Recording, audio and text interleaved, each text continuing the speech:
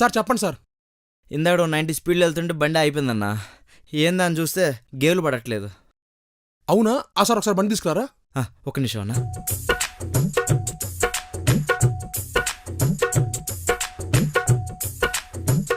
Sir chain పడి ఉంటుంది sir. Chain పడిందా? నా సైకిల్ అనుకుంటున్నాడు చైన్ పడ్డానికి. నీకు అసలు రిపేరింగ్ వచ్చా రాదా? బండికి చైన్ పడ్డం ఏంటి అసలు? ఏం మాట్లాడుతున్నారు సార్? సైకిల్కైనా బైక్కైనా చైన్ సిస్టమ్ కామన్ సార్. మరి ఇప్పుడు మీరు బండికి గేర్లు ఎలా మారుస్తున్నారు సార్? ఆ చైన్ ఉండటం వల్లే. అదే నాకు తెలుసు. నువ్వు కరెక్ట్ మెకానిక్గా కాదని చెక్ చేస్తున్నా అంతే. మార్చు త్వరగా మార్చు. చైన్ కొంచెం టైట్ చేసి బండి చేయి. నీకు కొంచెం అర్జెంట్గా వెళ్ళాలి. Okay sir.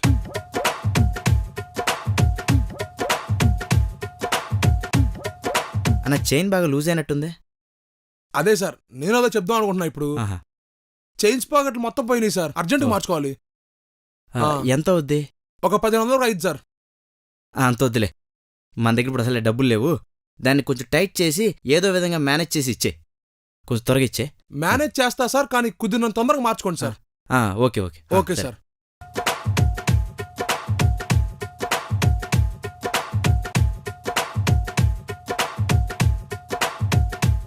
సార్ చైన్ వేసి టైట్ చేశాను సార్. తర్వాత బండి అప్పుడప్పుడు ఆగిపోతుంది అన్న, రన్నింగ్లో కూడా.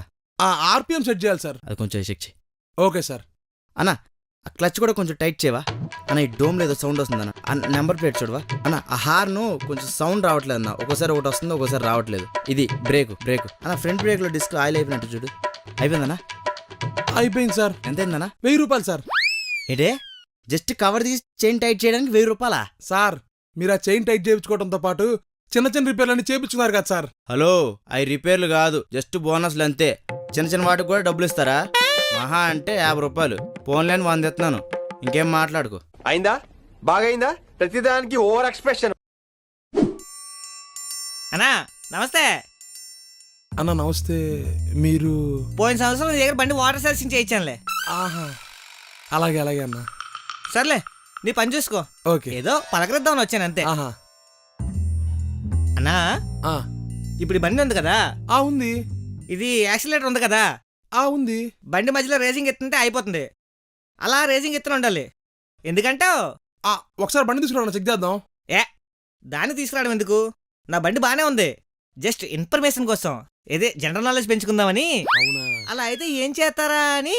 అదే ఇప్పుడు ఇది ఆర్పిఎం అంటారన్నా. ఇది ఎక్సెలరేటర్ వైర్ అన్నమాట. ఇప్పుడు ఈ ఎక్సెలరేటర్ వైర్ తీసుకెళ్లి ఆర్పిఎం పెడితే దానికి ఒక స్క్రూ ఉంటుంది. ఒక నిమిషం ఉండు.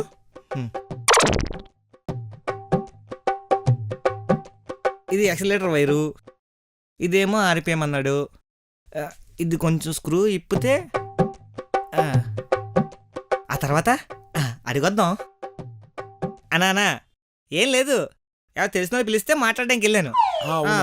ఇప్పుడు ఈ స్క్రూ ఇప్పిన తర్వాత ఏం చేయాలి?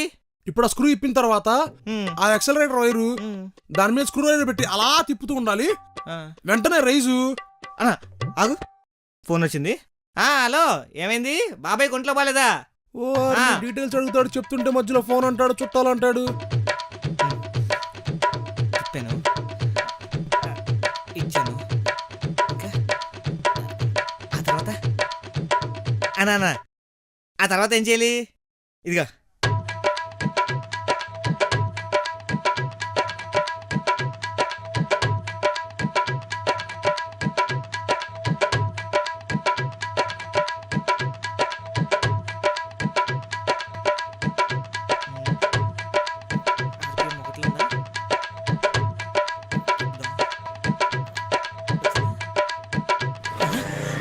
సౌండ్. అమ్మో తగ్గట్లే. అన్నా అన్నా ఒకసారి అర్జెంట్ రానా?